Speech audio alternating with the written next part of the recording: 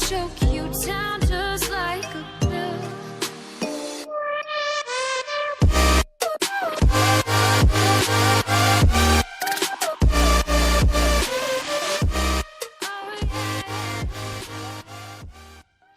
Hello guys and welcome back to Avengers 1 million comic. तो पिछले episode में आपने देखा कि कैसे 1 मिलियन साल पहले अवेंजर्स की पहली टीम बनी थी और उन्होंने एक सेलेस्टियल को मार दिया था।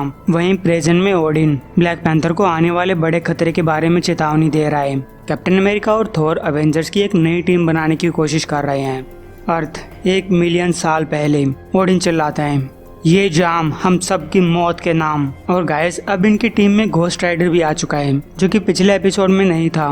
लेडी फिनिक्स ओडिन से पूछती है, क्या तुम्हें सच में लगता है कि अभी दारू पीने का टाइम है? ओडिन कहता है, मुझे लग रहा है कि तुम्हारी 2 आंखें मेरी एक आंख से ज्यादा अच्छा काम कर रही हैं, तो तुम देख ही सकती होगी कि हमारे सामने क्या खड़ा है। और अगर ये बात है तो हाँ, पीने का टाइम है। जिसपे स्टार ब्रांड कुछ पूछने लगता है। आयरन फिस्ट बताती है कि स्टार ब्रांड ये जानना चाहता है कि तुम ये जो भी कुछ पी रहे हो, ये अजीब सा लिक्विड क्या चीज है जिसके अंदर से मिठास और आग की स्मेल आ रही है। तो ओडिन उस लिक्विड को स्टार ब्रांड को देता है और कहता है कि मुझे बुरा लग रहा है कि मैं तुम्हें अभी ये सब पीने के लिए दे रहा हूँ, हमारी तबाही के टाइम पे। जिसपे घोस्ट राइडर कहता है, तबाही? हम इन जैसी एक चीज को पहले ही मार चुके हैं, हम ये दोबारा कर सकते हैं। स्पिरिट ऑफ वेंजेंस कोई डर नहीं जानती और ना ही मेरी सवारी डर जानती है। और गाइस इसकी सवारी है एक मेहमत। अगामोटो कहता है कि जिस सेलेस्टियल से हम पहले लड़े थे वो कमजोर हो रखा था, वो किसी तरीके की बीमारी से इन्फेक्टेड था जिसका मैं सोर्सर सुप्रीम अब भी पता नहीं लगा पाया हूँ। लेकिन ये नए वाले बिल्कुल ठीक ठाक हैं और ये जानते हैं कि हमने उनके साथी के साथ क्या किया है। आयरन फिस्ट कहती है कि हम सिर्फ सेल्फ डिफेंस में काम कर रहे थे, हमें अपनी बात सामने रखनी होगी और शांति का समझौता करने की कोशिश करनी होगी। ब्लैक पैंथर कहता है कि हमने वो किया जो हम अपने घरों को बचाने के लिए करते और मैं किसी से माफी नहीं मांगूंगा, यहाँ तक कि गॉड से भी नहीं। और फिर स्टार ब्रांड चिल्लाने लगता है। ब्लैक पैंथर कहता है, लगता है कि स्टार ब्रांड भी मेरी बात से सहमत है या फिर ये थोड़ा और पीना चाहता है। ओडिन बोलता है, और ये सब फील करने वाला स्टार ब्रांड अकेला नहीं है। वो अपने सामने मौजूद कुछ गुफा मानवों से कहता है कि अगर तुम छोटे बंदर पीना चाहते हो तो पी लो, ये 4000 साल पुरानी एसगार्डियन की शराब है, मैं इसे वेस्ट होते हुए नहीं देख सकता। जिसपे लेडी फिनिक्स कहती है कि मैं कभी नहीं जानती थी कि तुम इतनी आसानी से हार मान जाओगे, फिर चाहे तुम्हारे सामने कितनी ही मुसीबतें क्यों ना हो और तुम्हारा दुश्मन कितना ही ताकतवर क्यों ना हो, क्या हमारी तबाही इतनी पक्की है कि आल फादर ऑफ एसगार्ड लड़ना भी नहीं चाहता? ओडिन बोलता है, क्या मैं लड़ूंगा? ओडिन कभी एक लड़ाई को छोड़कर नहीं भागा है। हाँ औरत, मैं लड़ूंगा जब तक मेरे अंदर खून का आखिरी कतरा मौजूद है, जब तक मेरी हड्डियों में थोड़ा सा भी मांस लगा हुआ है, मैं हर चीज के अंत तक लड़ूंगा। और जब सब कुछ तबाह हो जाएगा तब मेरी आत्मा अंधकार में तुम्हारी आत्मा को ढूंढ लेगी और करोड़ों सालों तुमसे प्यार करेगी। उसके बाद हम क्रिएशन को फिर से बनाएंगे, तुम और मैं। लेडी फिनिक्स कहती है, काफी अच्छा आइडिया है मेरे प्यारे एसगार्डियन, या शायद हम हर उस चीज को मार देंगे जो हमारे रास्ते में खड़ा होगा, फिर चाहे वो गॉड हो या फिर तारों से आने वाले जायंट्स, हम इसे आग से मार देंगे। ओडिन कहता है कि मुझे उस औरत की यही बात पसंद है, आओ म्योनिर, रैग्नारोक हमारा वेट कर रहा है। तो गाइस अपने हीरोज तैयार हो जाते हैं। आयरन फिस्ट बोलती है, अगामोटो अपनी मैजिक आई का यूज करो और हमें ये बताओ क्या हमारे पास जीत की कोई उम्मीद है?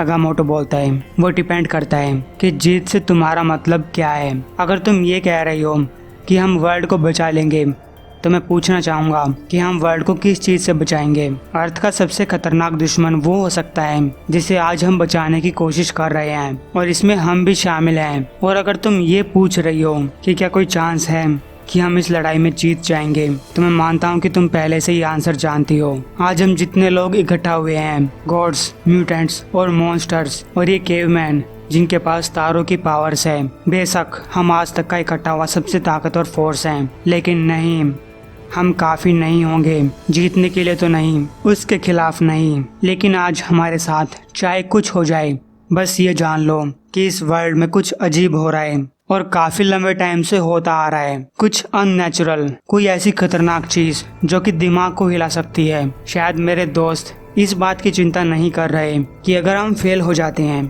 तो इस वर्ल्ड के साथ क्या होगा, बल्कि हमें इस बात की चिंता करनी चाहिए कि अगर हम जीत जाते हैं तो इस वर्ल्ड के साथ क्या होगा। Earth present. Iron Man, Captain America और थोर एक साथ आ चुके हैं। सब लोग अपनी अपनी ड्रिंक्स का मजा लेते हैं। थोर कहता है ये भाइयों के लिए, टोनी कहता है ये फ्यूचर के लिए और स्टीव कहता है ये पुराने दिनों के लिए, अवेंजर्स के लिए। ये सुनकर टोनी बुरा मान जाता है।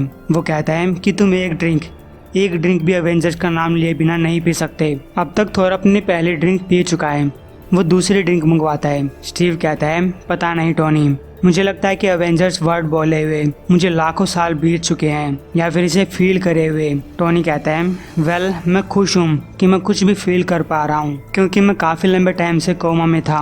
और गाइस मुझे लगता है कि ये सब सिविल वॉर 2 के बाद की बात है। स्टीव कहता है कि तुम तो कुछ ही हफ्ते कोमा के अंदर थे जबकि मैं तो 40 साल के लिए बर्फ में जमा हुआ था और शायद मुझे वहीं जमा रहना चाहिए था। थोर कहता है कि एक बार मैं अपने फादर के कास्ट हाउस में घुस गया था और वहाँ जो मैंने ड्रिंक की 9 दिनों तक उसका नशा नहीं उतरा। मैं फिर से एक बार वैसा ही करने की सोच रहा हूँ क्योंकि जब भी मैं म्योनिर को पुकारने की कोशिश करता हूँ मुझे वो कहीं दिखाई नहीं देता और शायद अगर वो मेरे पास होता भी तो मैं उसे उठा नहीं पाता। टोनी कहता है कि हम तीनों काफी अच्छी टीम बनाते हैं। हाइड्रा कैप्टन, कोमा टोनी और अनवर्दी थोर। हम तीनों के लिए रास्ते काफी खराब रहे हैं लेकिन हम फिर से शुरुआत कर सकते हैं। मेरा दिमाग फिर से काम कर रहा है और एक नया ट्यूमर भी मेरे दिमाग के अंदर है। थोर के पास नया हैमर है और कैप्टन वही पुराना कैप्टन है। और क्या चाहिए? कैप्टन कहता है तुम जानते हो हमें क्या चाहिए, हमें एक टीम बनानी चाहिए। तो टोनी बोलता है कि मुझे नहीं लगता कि हमारी औकात है टीम बनाने की, टाइम बदल चुका है। कैप्टन कहता है तो हम भी बदल चुके हैं। टोनी कहता है तो हमें समझ जाना चाहिए कि हमें रास्ते से हट जाना चाहिए। जिस पे कैप्टन कहता है कि हमने ऐसा किया था और अब फिर से रास्ते में आने का टाइम है। टोनी समझाने की कोशिश करता है कि हम पहले जैसे नहीं है। मैं तुम्हें 20 नाम ऐसे बता सकता हूँ जो हमारी जगह ले सकते हैं, एक अच्छी टीम बना सकते हैं। लेकिन कैप्टन कहता है कि कई बार जो पुराना होता है वही नया बन जाता है। हमें ही ये सब करना होगा, आज नहीं तो कल। हमें हमेशा ऐसा करना पड़ता है, हमें तैयार रहना होगा।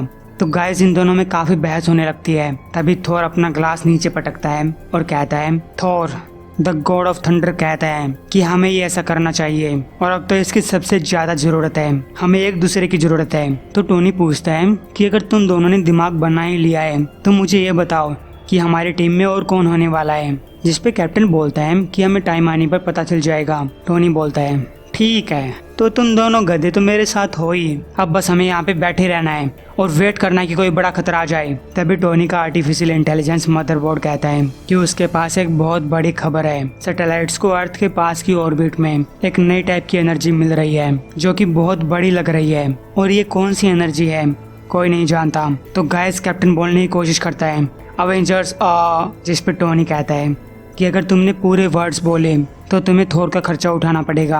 अब टोनी मदरबोर्ड से पूछता है कि हमें कहाँ जाना है। मदरबोर्ड कहती है 200 मील ऊपर। इधर ब्लैक पैंथर बेवकूफ डॉक्टर स्ट्रेंज को लेकर साउथ अफ्रीका के नीचे 200 मील पहुंच जाता है। और गाइस मैं डॉक्टर स्ट्रेंज को बेवकूफ नहीं कह रहा हूँ, बल्कि पिछले एपिसोड में ब्लैक पैंथर ने बोला था। डॉक्टर स्ट्रेंज बोलता है कि सिविलाइजेशन के नीचे ये काफी बड़ी जगह है, लेकिन मुझे नहीं लगता कि तुमने मुझे यहाँ पे इसलिए बुलाया है ताकि तुम किसी पुरानी चीज को ढूंढना चाहते हो, क्योंकि मैं उस टाइप का डॉक्टर नहीं हूँ। जिस पे ब्लैक पैंथर कहता है कि इस गुफा के अंदर वो पुरानी चीजों की चिंता नहीं है, बल्कि यहाँ पे नई चीजें हैं। तभी डॉक्टर स्ट्रेंज को कुछ सड़ी हुई लाशें दिखाई देती हैं। ब्लैक पैंथर कहता है कि ये लोग इस गुफा को खोदने वाले मेन आर्कियोलॉजिस्ट थे, अर्थ की चीजों को जानने के बारे में एक्सपर्ट थे।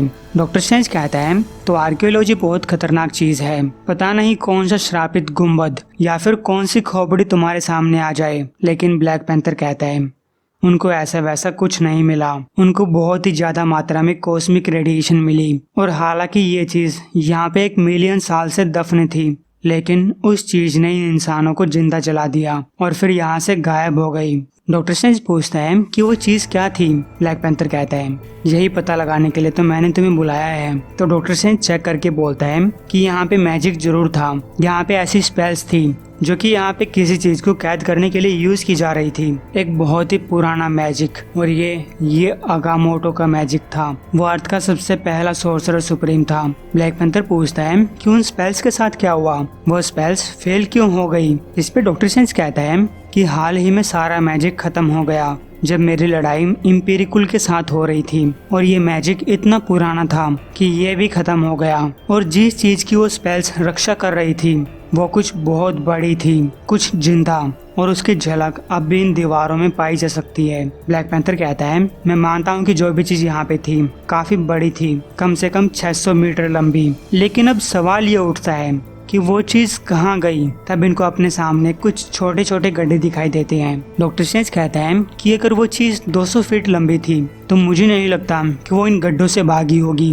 ब्लैक पैंथर कहता है लेकिन यहाँ से कोई तो भागा था। 4 घंटे पहले मैंने इन छेद के अंदर एक रोबोट भेजा था। 400 किलोमीटर नीचे जाने के बाद इसका संपर्क मेरे से टूट गया। डॉक्टर स्ट्रेंज कहता है कि वो अर्थ की गर्मी के कारण मेल्ट हो गया होगा, क्योंकि तुम जितना अर्थ के नीचे जाते हो उतना ही वो सूरज के जितना गर्म होने लगता है। ब्लैक पैंथर कहता है कि हम जितना नीचे जाएंगे उतना ही हमें जवाब मिल पाएंगे। डॉक्टर स्ट्रेंज कहता है कि मैं ऐसी फिल्में पहले भी देख चुका हूँ, उनमें से एक चीज फट जाती है और अर्थ को तबाह कर देती है, तुम्हें अवेंजर्स की जरूरत पड़ेगी। लेकिन ब्लैक पैंथर कहता है कि यहाँ कोई अवेंजर्स नहीं है। इन दीवारों पे बने हुए निशान स्टोन एज जितने पुराने हैं, उनके अंदर मेरा भी निशान है और तुम्हारा भी। यहाँ पे जो कुछ भी हो रहा है हम पहले ही उसके साथ जुड़े हुए हैं और काफी लंबे टाइम से जुड़े हुए हैं। मैं तुमसे नीचे मिलता हूँ। और ये कहकर ब्लैक पैंथर खड़े में कूद जाता है। डॉक्टर स्ट्रेंज कहता है ठीक है, तो अगर किसी को मुझसे मिलना हो तो मैं अर्थ के सेंटर में मिलूंगा।